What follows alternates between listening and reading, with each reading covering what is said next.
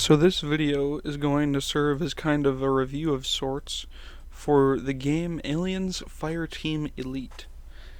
Now, this game has actually had several updates since I last played. Well, I just played it again, but since the last time I was actively playing the game, and it's updated some pretty good things.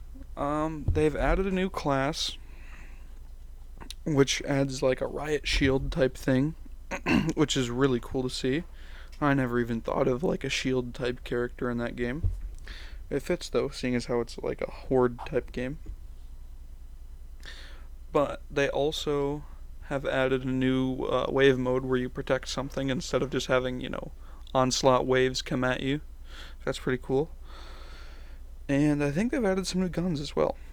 But my review is going to be a lot of comparing and contrasting to the last Aliens game that has come out, Aliens Colonial Marines, and comparing it to whether it was able to fix some of the flaws from that game and some that it kind of stuck to. We're going to start with the cons. Now, the cons start with the biggest complaint I had with Aliens Colonial Marines, and that's the fact that a lot of the game, too much, granted less in this game, but too much of the game is reliant on you fighting synthetics. An Aliens game is reliant on you fighting robots. Now, that doesn't really make a lot of sense to me. And I'm not saying get rid of the synthetics entirely. That'd be ridiculous. There was the Working Joe scene. That was so cool. It was a reference to another game, and it was scary as hell, just walking around not knowing which ones were going to be alive and come at you. That was really, really cool.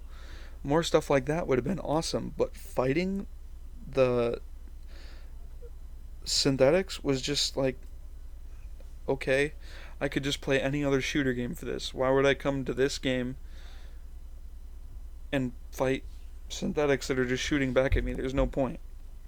The length was also another thing I had a problem with.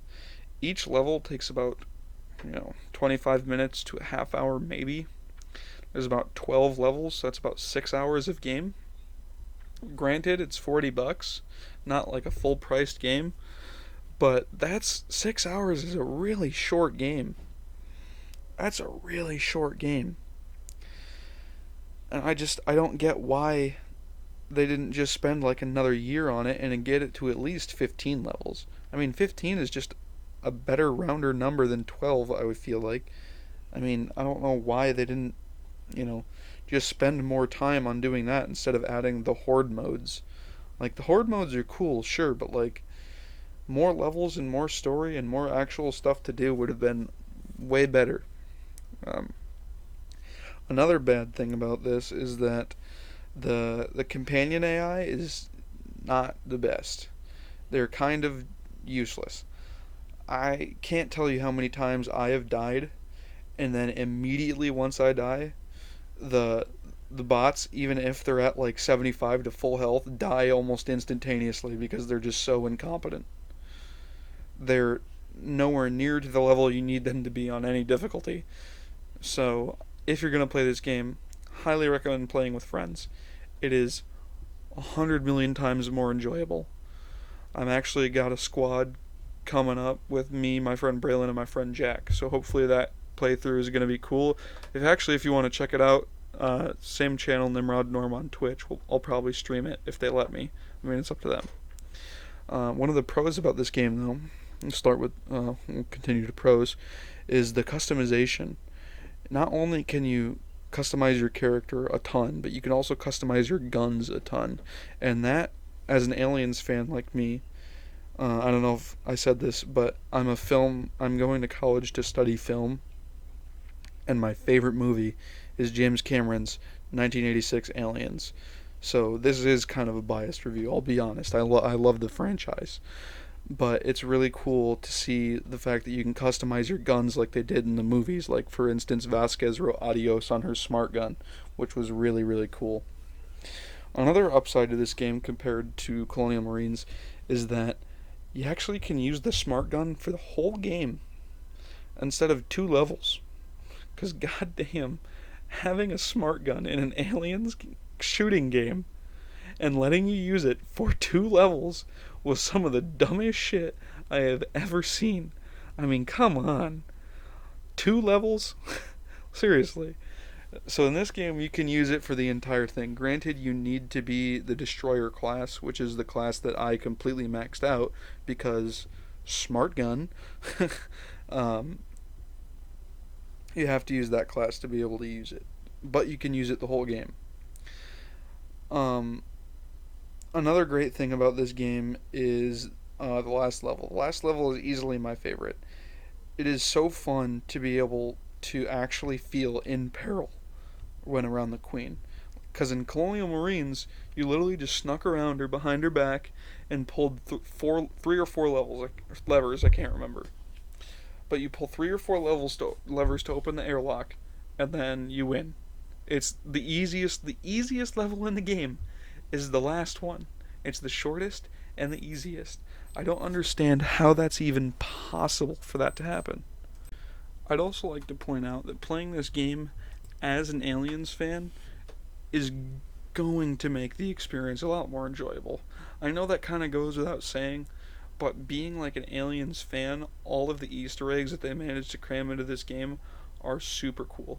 Granted, it's not as cool as the Easter eggs in Colonial Marines, but to be honest, I would take a better game with less cool Easter eggs than a game that's entirely Easter eggs with not great gameplay. And I'd like to say this too: the AI may be bad, the ally AI may be bad, but it is nowhere near as egregious as like O'Neill from fucking Colonial Marines. Like that was ridiculous. You can look them up. There's clips online of the companion AI from Colonial Marines just standing in the way and not even like literally blocking you from being able to revive your partners. Like they will literally prevent you from being able to revive your teammates because they're just so bad.